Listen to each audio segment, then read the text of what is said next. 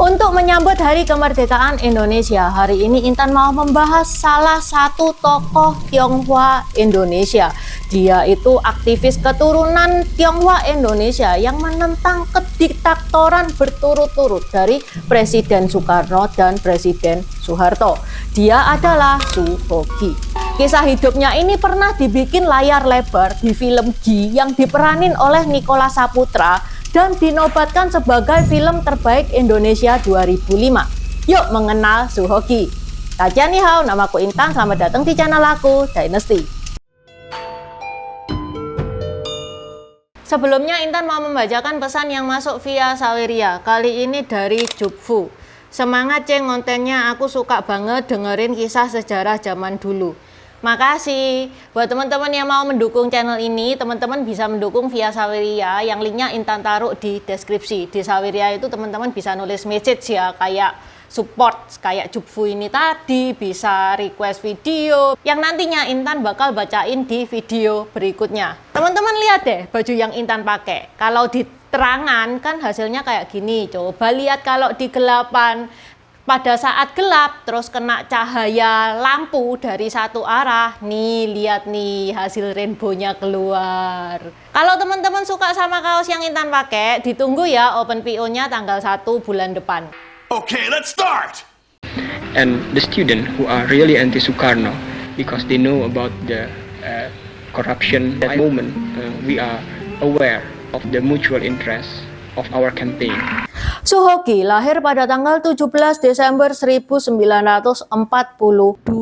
Dari namanya sudah kelihatan kalau dia itu keturunan Tionghoa. Ya memang benar, leluhurnya berasal dari Hainan. Hainan guys, beda sendiri ya.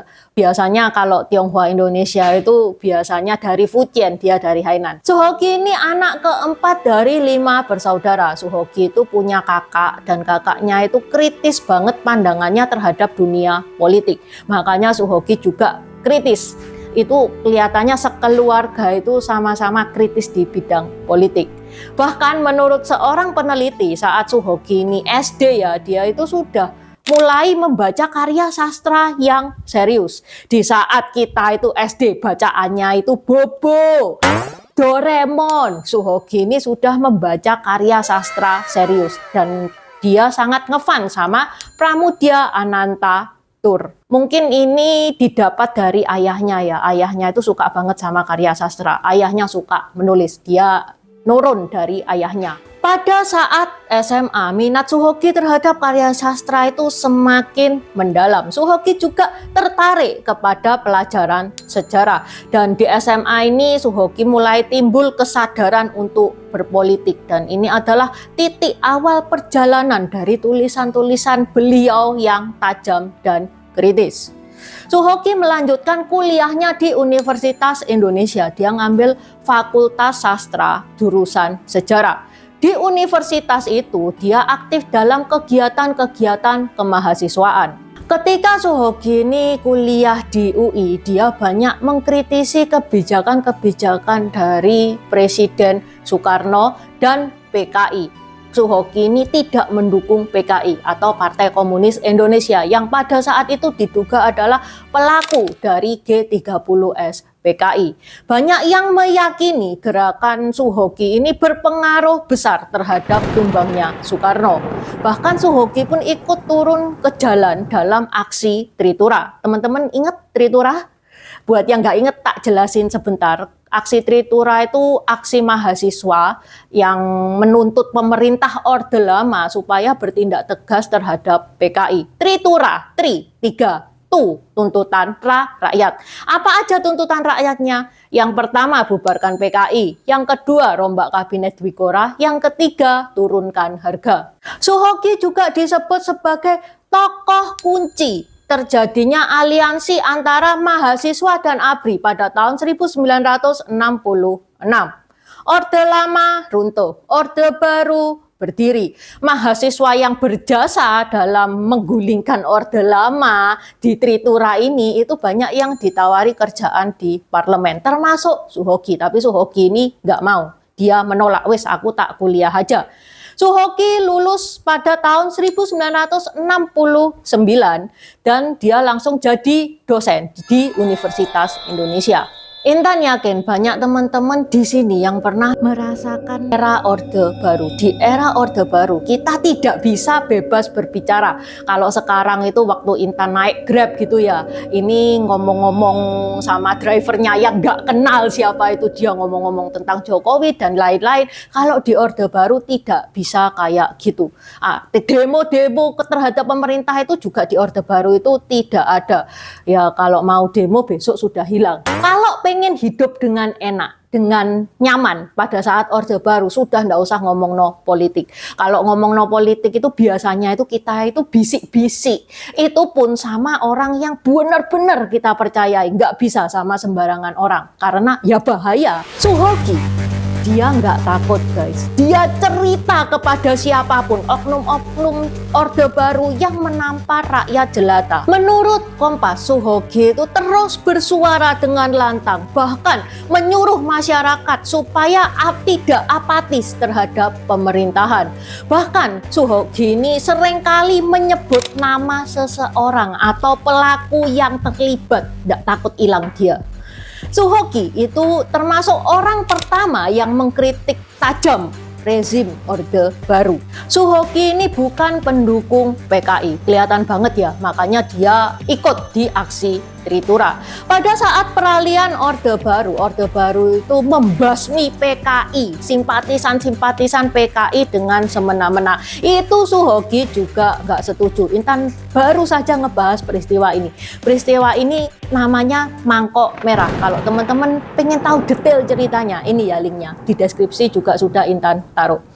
Suhoki itu mengkritisi cara-cara pemerintah Orba yang menindak anggota dan simpatisan PKI dengan cara yang di luar kemanusiaan. Tadi kan Intan bilang tuh kalau teman-temannya Suhoki itu banyak yang bekerja di kursi parlemen setelah Orde Baru itu berdiri. Nah, ini membuat Suhoki itu sangat kecewa terhadap teman-teman seangkatannya, angkatan 66. Yang mana pada saat demonstrasi itu mereka itu mengkritik, mengkutuk para pejabat pemerintah. Lah, sekarang mereka kok ya pada diem semua. Mereka itu lupa visi misi perjuangan angkatan 66. Banyak teman-temannya juga ngerayu Suhoki untuk diam. Sudahlah kamu tuh jangan banyak bicara. Tapi Suhoki nggak bisa.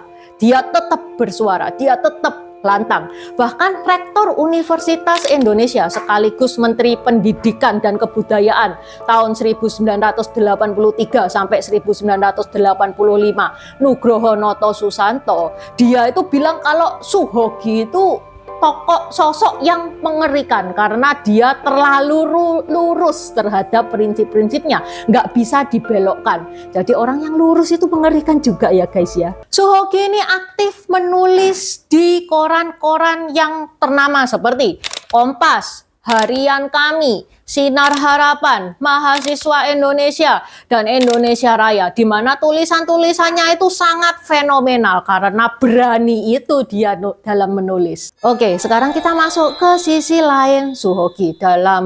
Selain dia berkiprah ya di dunia politik, dia juga seorang pecinta alam.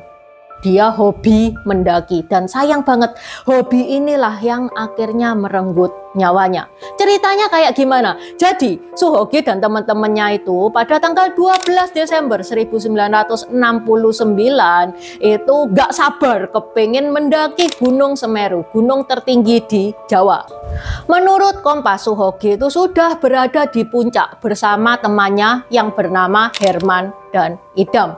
Tapi saat berada di puncak, Suhoki sama Idam itu duduk, sedangkan Herman itu berdiri. Nggak lama Suhoki dan Idam itu tiba-tiba tergeletak, terus meninggal. Dia terlalu banyak menghisap gas beracun. Katanya Herman ya karena dia duduk. Gini deh, teman-teman bayangin ya, gas beracun itu kan masanya berat, dia berada di bawah. Sedangkan oksigen itu di atas. Apa Herman nggak menghirup gas beracun? Menghirup, tapi tidak sebanyak yang duduk. Karena yang duduk itu tentu saja lebih banyak menghisap gas beracun. Sehingga Suhoki dan Idam itu tewas sedangkan Herman masih hidup. Suhoki dan Herman ini meninggal di puncak Gunung Semeru pada tanggal 16 Desember, persis 1 hari sebelum Suhoki merayakan ulang tahun yang ke-27. Evakuasi jenazah Suhoki dan Idam itu membutuhkan perjuangan yang sangat panjang. Ya iya dong, karena mereka meninggalnya di puncak Gunung Semeru loh. Pasti susah banget itu evakuasinya. Jenazah Suhoki disemayamkan terlebih dahulu di Fakultas Sastra Universitas Indonesia. Habis gitu dimakamkan di pemakaman Kebon Jahe Kober atau Kerkoflan di Tanah Abang, yang sekarang beralih fungsi menjadi Museum Taman Prasasti. Dan Museum Taman Prasasti ini banyak banget dikunjungi oleh para pecinta alam dan pendaki. Ada makam salah satu aktivis ya. Siapa? Namanya itu Suhoki. Jadi adalah seorang aktivis keturunan Tionghoa Indonesia. Oh, yang ini ya? I see. Oke. Quotes di situ. Nobody knows the troubles I see. Nobody knows my sorrow. Sedih banget.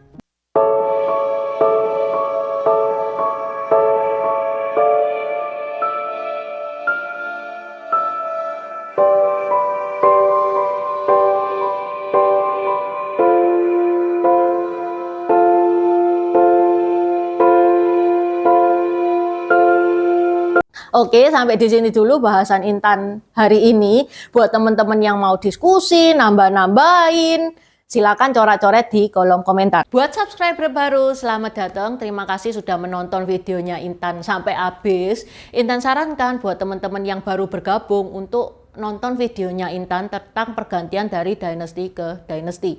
Ini nih videonya. Di deskripsi juga sudah Intan taruh, karena di video pergantian dinasti itu adalah basic dari semua videonya Intan. Itu yang pertama. Yang kedua, video pergantian dari dinasti ke dinasti ini bakal sangat membantu teman-teman kalau misalkan teman-teman itu nonton film-film Tiongkok yang kuno-kuno itu bakal sangat membantu banget, karena film-film Tiongkok itu nggak menceritakan secara jelas background kayak gimana. Terima kasih udah nonton channel ini sampai habis. Dukung aku terus berkarya dengan klik subscribe dan bunyikan lonceng di bawah ya guys.